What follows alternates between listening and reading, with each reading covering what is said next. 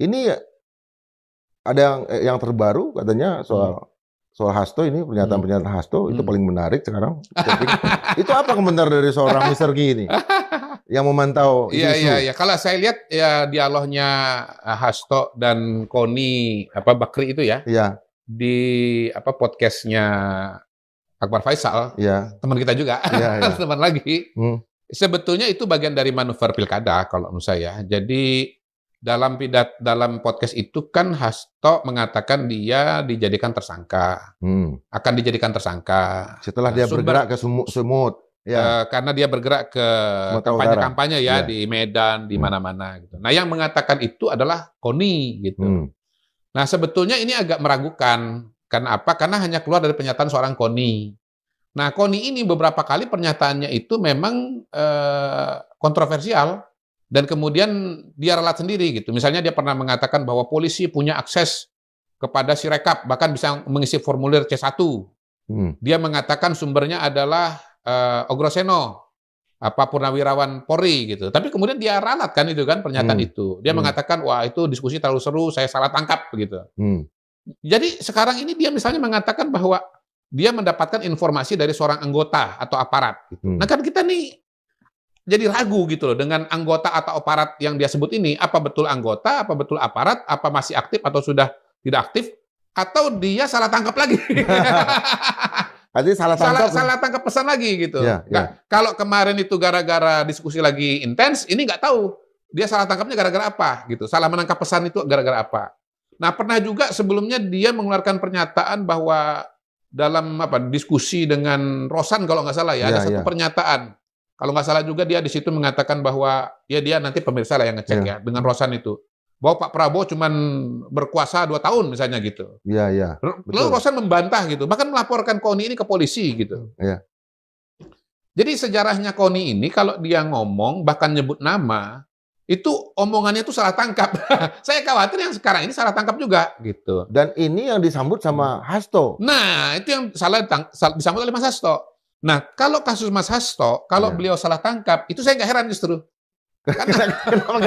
Iya, karena saya udah punya pengalaman pribadi bahwa Mas Hasto ini dia mengkonsumsi informasi yang sebetulnya tidak akurat gitu. Tidak valid ya? Tidak valid gitu. Jadi pernah saya itu diberitakan luas, trending topik di X, di Twitter, bahwa saya itu adalah aktor intelektual atau dalang yang merencanakan kecurangan Pilpres 2024. Dasarnya apa? Mengatakan saya itu dalang karena saya pernah ngomong ya sebelum coblosan Februari 2024 itu bahwa perolehan suara Ganjar dan Mahfud itu 17% gitu. Nah, angkanya memang kurang lebih seperti itu, tetapi sebetulnya konteksnya dicabut. Pertama saya ngomong itu bukan dalam sebuah rapat tertutup. Katanya ini rapat konspirasi nih gitu kan. Saya ngomong itu di forum terbuka yang Bung Indra pasti tahu. Karena saya ngomongnya itu di Golkar Jakarta. Iya, betul. Nah, Bung Indra kan kita ketemu waktu itu. Oh, ya kan di dalam udah balik kan? Pada saya bicara itu Bung Indra ada ketua biro saya. Ada saksi matanya Bung Indra. Bung Indra kan saksi matanya, ya kan gitu. Jadi itu bukan di ruang tertutup, tapi di ruang terbuka. Terbuka ya? Terbuka. Hadirin banyak banget. Semua caleg datang. Relawan segala macam dan seterusnya datang. Itu satu. Yang kedua, itu bukan hasil pemilu. Yang saya omongkan itu hasil survei. Iya. Nah, yang ketiga, yang saya sebut, hasil survei yang saya sebut itu, bukan hasil survei nasional. Tapi hasil survei di Jakarta. Gitu. Kekuatan politik calon presiden di Jakarta. Dan kemudian menjadi hasil nasional itu jangan-jangan gara-gara Hasto, bukan gara-gara. Jadi akun ini sudah biasa memproduksi hoax gitu. Saya baca dia ini biasa memproduksi hoax. Nah, ini kemudian memotong pembicaraan saya seolah-olah itu adalah hasil nasional gitu loh, perencanaan hasil nasional, padahal itu adalah Jakarta. Jadi intinya saya bisa mengatakan dengan sangat telak dan sangat kuat karena saya punya buktinya, banyak saksinya, termasuk IJP pada hari ini, saya punya rekaman lengkapnya. Untuk istilahnya mau taruhan Alphard, mau taruhan Boeing, saya siap. Mau taruhan $1 juta, saya siap. Ya, Karena memang Wah, luar biasa ini. Ini 10% harus untuk Badilong nih. Bung Indra, ini kalau taruhan $1 juta, ada yang menjawab tantangan saya, dan saya menang 10% buat Bung Indra. Tolong carikan orang yang berani menjawab tantangan saya. Gitu, ya. Tolong buktikan bahwa Kodari itu, ya, itu bohong. Ya, bahwa dia sebetulnya tidak pernah hadir pada acara itu. Buktikan bahwa memang sebetulnya dia itu merencanakan kecurangan. Kalau ada yang bisa membuktikan $1 juta. Dan waktu itu kan Bung Kodari kan sangat aktif. Habis acara itu ada acara lagi kan. Nah ini ya itu dimakan sama Hasto, diulang-ulang oleh dia di podcast segala macam bahwa Kodari ini adalah aktor intelektual kecurangan pemilu dengan menggunakan informasi yang sebetulnya berasal dari Twitter yang adalah hoax itu gitu. Makanya saya katakan Mas Hasto ini memang rentan terhadap hoax. Jadi dia itu gampang menerima informasi-informasi yang sebetulnya nggak bisa diverifikasi. Informasi-informasi yang meragukan, tapi sejauh sesuai dengan kepentingannya, sesuai dengan pikirannya, dia terima aja gitu.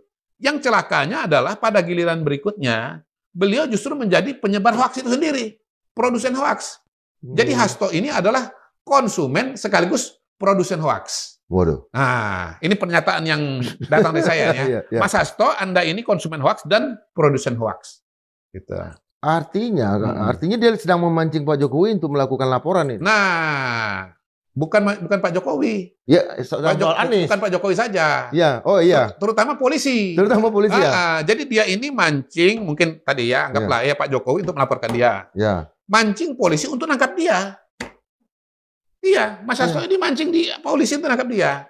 Justru itu adalah jebakan Batman dari Hasto. Tangannya jangan terlalu kencang. Tangannya jangan terlalu kencang. Oh gitu ya? Enggak. Tolong mejanya diganti. Mejanya diganti. Ya. Justru Mas Hasto itu ya sedang berusaha agar memang betul-betul dia ditangkap. Karena kalau nanti dia ditangkap, dia akan kembangkan ini menjadi isu nasional. Yang lebih besar lagi. Apa lagi itu berarti? Bahwa dia mengalami kriminalisasi. Nanti akan muncul tuh teman-temannya yang ikut mendukung dia. Said Didu. Mungkin nanti Pak Din Samsudin. Mungkin kawan kita Refli Harun. Mungkin muncul nanti siapa tuh? Rocky Gerung lah. Rocky Gerung pasti. Kan? Siapa lagi? Mungkin nanti Ferry Amsari, mungkin nanti Bivitri Susanti, ya kan? Kawan kita semua mungkin itu. Nanti Amin Rais, bukan mungkin. Pasti nanti Amin Rais. Gitu, iya. Ini hebatnya Serki ini bisa mengundang kita tertawa karena memang pengetahuannya banyak. Kita sudah bisa baca skenario ini, gitu. Ini kan sama juga dengan Said Didu, ya kan? Wah, dilaporkan ke polisi, langsung dia bilang saya dikriminalisasi karena membela rakyat, ya kan?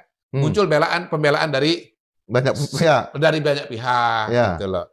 Nah, ini modus operandi yang sedang dijalankan atau sedang disiapkan oleh Hasto Kristianto gitu loh.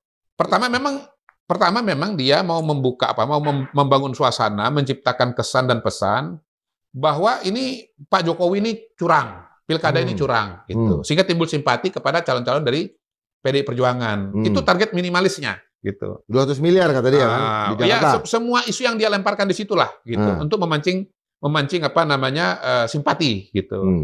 Hurrah!